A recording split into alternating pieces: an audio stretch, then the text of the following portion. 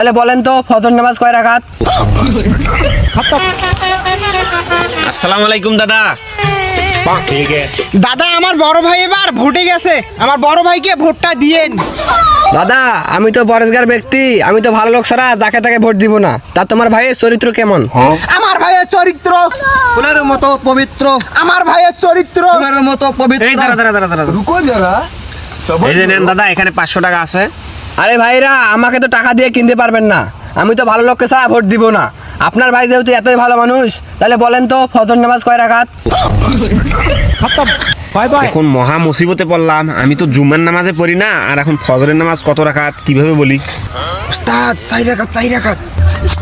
না কম করে বলা যাবে না তো, কম করে বললে যদি ভোট কম দেয় না, একটু বাড়ায় ধারায় পড়ি, তাহলে ভোট হয়তো একটু বেশিই পাবো। ফজরের নামাজ 15-16 রাকাত তো বটেই হবে। এ কেমন নেতা? এই নেতার তো নির্বাচন করার যোগ্যতাই নাই।